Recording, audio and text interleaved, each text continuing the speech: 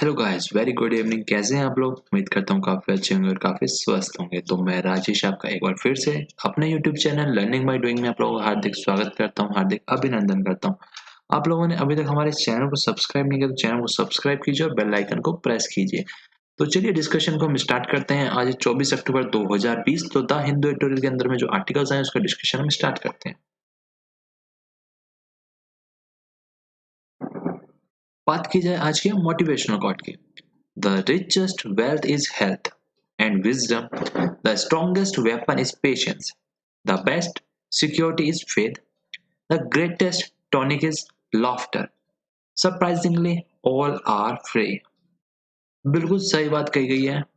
एकदम सटीक बात कही गई है। सभी चीजें फ्री है, लेकिन ये बहुत कम लोगों में देखने को हमें मिलती है। चलिए मूव ऑन करते हैं वोकैब सेशन के ऊपर।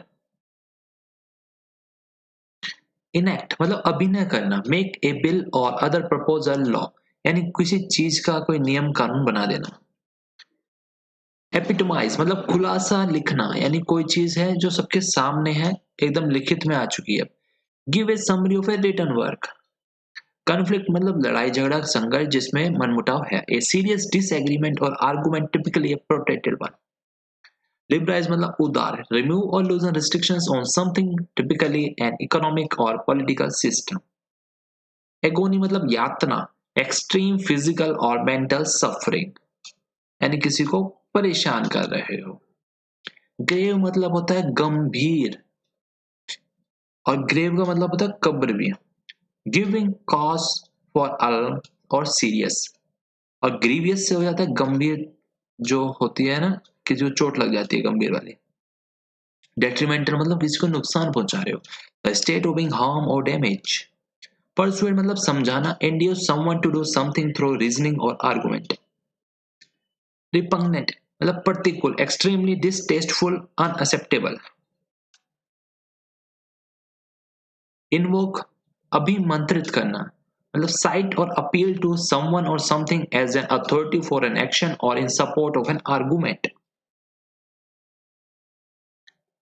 केवलियर मतलब स्वाभाविक है, जो चीजें हैं नॉर्मल है। Showing a lack of proper concern और ऑफेंड, यानी एक तरफ तो हम यहाँ पे कह रहे हैं स्वाभाविक है, लेकिन इंग्लिश के हिसाब से कहा जा रहा है कि उसका जो प्रॉपर कंसर्न है, जो चिंता है, उसमें थोड़ा सा वो दर्शाने में कमी कर रहा है।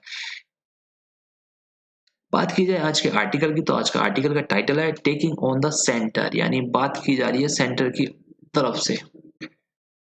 States aggrieved by central farm laws are adopting both legislative and legal measures. कहा जा रहा है कि जो पीड़ित पक्ष है, यानी जो राज्य है, और जो केंद्र के द्वारा जो कानून बनाया गया है उसको अडॉप्ट कर रहे हैं, बोथ लेजिस्लेटिव तौर पे भी और लीगल मेजर्स के तौर पे और कानूनी रूप से भी। तो दोनों चीजें वो अपना रहे हैं इसको अपनाने के लिए। Punjab efforts to end state amendments to override the effect of the centre's new agriculture law epitomize the difficulties in managing the conflict between the liberalizing the farm sector and the protecting the small and marginal farmer from the agonies of the transition. कहा जा रहा है कि जो पंजाब के जो efforts है, जो कदम है, जो एक नया कानून लाया गया है स्टेट अमेंडमेंट्स के द्वारा, यानी जो स्टेट का जो राज्य का उसमें कुछ जो कानून है उसमें बदलाव करके, जिससे क्या है जो केंद्र का जो नया कानून है एग्रीकल्चर वाला कृषि कानून, उस पर ओवरराइड कर रहे हैं, यानी उसके ऊपर अपने प्रभाव डाल रहे हैं। और वो लिख रहे हैं कि जो डिफिकल्टीज है जो मैनेज कर, उसके द्वारा क्या मैनेज हो जाएगी उस कॉन्फ्लिक्ट को, यानी जो संघर्ष चल रहा है, यानी जो विरोध चल रहा है बिटवीन लिबराइजिंग द फार्म सेक्टर, जिससे कि क्या थोड़ा रिलैक्सेशन मिल जाएगा फार्म कृषि सेक्टर को, और प्रोटेक्ट करना चाह रहे हैं वो छोटे और मझिले किसानों को इस प्रकार की यातनाओं से। The issue also flagged the consequences of not having a wide and informed debate before introducing far-reaching changes. और जो सबसे बड़ा मुद्दा ये है इस बात का कि इतना बड़ा चेंजेस लाया गया है, लेकिन इससे पहले इसके ऊपर कोई विस्तृत रूप से चर्चा नहीं की गई है। Punjab has been the hub of the opposition to the centre's legislative exercise to change the basics of trade and commerce in agriculture. और पंजाब जो है एक प्रकार का हब है अपोजिशन का, यानी विपक्ष का, जो सेंटर्स के लेजिस्लेटिव एक्सरसाइज को चेंज करने के लिए मजबूर कर सकता है कई बार, क्योंकि वहां पे क्या है ट्रेड और कॉमर्स होता है कृषि के क्षेत्र में ज्यादा। The Akali Dal the main opposition in the state, जो अकाली दल है वहां पे मेन अपोजिशन है, कहाँ पे पंजाब में। Eventually withdraw it's cabinet minister, हालांकि उन्होंने अपना कैबिनेट मिनिस्टर वापस ले लिया, यानी जो हरसिमरत कौर बादल ने जो इस्तीफा दिया था, and later walk out of the NDA government at the centre, और बाद में एनडीए गवर्नमेंट से भी वो बाहर आ गए सेंटर में से। Punjab argues that the central act would cause grave detriment and prejudice to the agriculture communities. Punjab का तर्क ये है कि जो केंद्र का जो नियम कायदा है वो पूरी तरीके से हार्म पहुंचाने वाला है, किसको, जो एग्रीकल्चर कम्युनिटीज है उनको। The bill cite an agriculture census of 2015-16 to argue that 86.2% of farmers own less than 5 acres.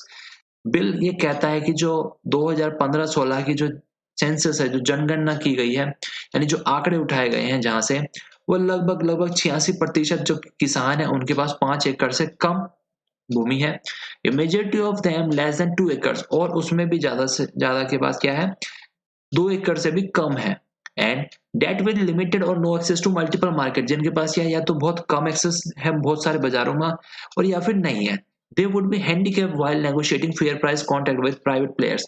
वो क्या है, हैंडीकैप हो जाते हैं, यानी विकलांग हो जाते हैं जब वो जो फेयर प्राइस है, यानी जो दाम है उसके जो कॉन्ट्रैक्ट करते हैं प्राइवेट प्लेयर से उस टाइम पे। Making efforts to buy farm produce at less than the MSP or harassing farmers in a bid to persuade them to enter into such contract have been sought to be made punishable offense। कहा जा रहा है कि जो कदम उठाए गए हैं कि जो फार्म का, यानी जो किसान का प्रोड्यूस है, एमएसपी से यानी जो मिनिमम सपोर्ट प्राइस है उससे भी कम पे खरीद लिया जाएगा, और हैरेस कर सकते हैं फार्मर्स को इन ए बिड, यानी जो बोली लगाई जाएगी to persuade them to enter into such, इस प्रकार के कॉन्टेक्ट में, इस प्रकार के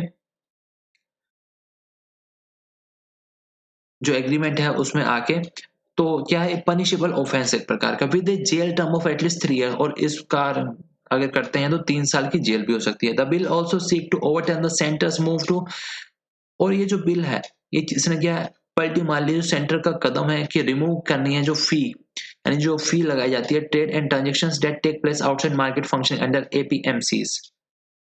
एक ये issue raise by the Punjab propose amendments is whether, जो सबसे मेन मुद्दा जो उठाया गया है पंजाब के द्वारा जो प्रपोज अमेंडमेंट्स है, they are legally valid and whether they stand in the teeth of the centre's legislator.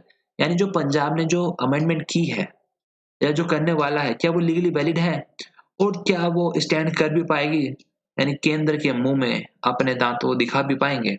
States can Indeed, हाँ मानते हैं स्टेट्स को जरूरत है अमेंडमेंट की सेंट्रल लॉज में, enacted under the concurrent list subject to the condition, लेकिन साथ ही कंडीशन क्या है, प्रोविजंस जो प्रतिकूल है, रिपंगेंट है, मतलब टू द पार्लियामेंट्री एक्ट के हिसाब से जो सही है, will have to get the president assent, लेकिन जिसको क्या है राष्ट्रपति की सहमति की जरूरत होती है, without which they do not come into the force, बिना राष्ट्रपति की सहमति के वो कोई भी जो नियम कानून होता है वो फोर्स में लागू नहीं हो सकता। Punjab bills note that agriculture is under the legislative domain on the state. Punjab bill ये कहता है कि जो कृषि है वो लेजिस्लेटिव डोमेन में आती है राज्य के, as the subject falls under the state list in the 7th schedule, और ये क्या 7वीं सूची में आती है राज्य सूची की। The centre has enacted its farm sector bills by invoking entry 33B in the concurrent list, और जो केंद्र ने जो बुलाई वो क्या 33B एंट्री के अंदर बुलाई उसी सूची में, विच कंसर्न जो ट्रेड करती है जो किससे, और कॉमर्स से, in and production supply and distribution of food stuff से, by stretching the entry meaning to include agriculture, और उस मतलब को क्या बढ़ा दिया गया जिसके अंदर शामिल किया गया एग्रीकल्चर को। Parliament has manage to pass laws in the domain of the state, parliament ने क्या मैनेज किया है पास लॉ किस प्रकार से कि डोमेन है राज्यों का। इन दीज सर्कमस्टांसेस, और इस प्रकार की परिस्थितियों में states agree by the farm sector law will either have to go the Punjab way to adopt bills that would require presidential assent, जिसके लिए क्या है राष्ट्रपति की सहमति की जरूरत है, as Rajasthan has decided to do, और challenge the validity of the central law in the supreme court. और राजस्थान ने क्या सोचा कि वो चैलेंज करेगा, या तो ऐसा ही करेगा या फिर वो चैलेंज करेगा इसकी वैलिडिटी को सुप्रीम कोर्ट में, as Chhattisgarh is said to be considered, जैसा कि छत्तीसगढ़ ने किया। वट एवर द आउटकम, परिणाम कुछ भी हो, clear from the ground well of opposition across the country is date a clavier. कहा जा रहा है कि ये परिणाम कुछ भी हो, लेकिन जिस प्रकार से जो अपोजिशन है, जो विपक्ष है पूरे देश का, वो एकजुट होके, और जो इस प्रकार की जो चीजें हो रही है, जो यानी जो चिंता की बात है उस पर क्या ध्यान कम जा रहा है, एंड सेंट्रलाइज अप्रोच, और जो क्या है एक सेंट्रलाइज अप्रोच होनी चाहिए टू इशू जो इश्यू की जानी चाहिए that affects millions of farmers ill serves a diverse country, क्योंकि हमारे देश में अलग-अलग प्रकार की चीज़ें होती है और पूरा अलग-अलग पूरा स एक विश्व समाया हुआ है हमारे देश में। तो जो फार्मर्स हैं उनकी जो चिंता है, इल सर्व्स है, यानी जो उनकी परेशानियाँ, एक ये बहुत बड़ा मुद्दा है कि उनको जो परेशानियाँ उसको क्या वाक़ई ये चीज़ें दूर कर पाएँगी? ये था हमारा आज का आर्टिकल। कुछ सवाल आपके मन में बने हुए होंगे। आने वाले टाइम में ही पता लग पाएगा कि क्या ये वाक़ई में अपोज़िशन करने की चीज़ है या फिर केवल पॉलिटिकल इंटरेस्ट से ऐसा किया जा रहा है। तो आज के लिए बस इतना ही। कल फिर मिलेंगे, जब तक के लिए good bye, take care, we learn, we grow. हम नया सीखेंगे और हम डेफ़िनेटली आगे बढ़ेंगे। Bye bye.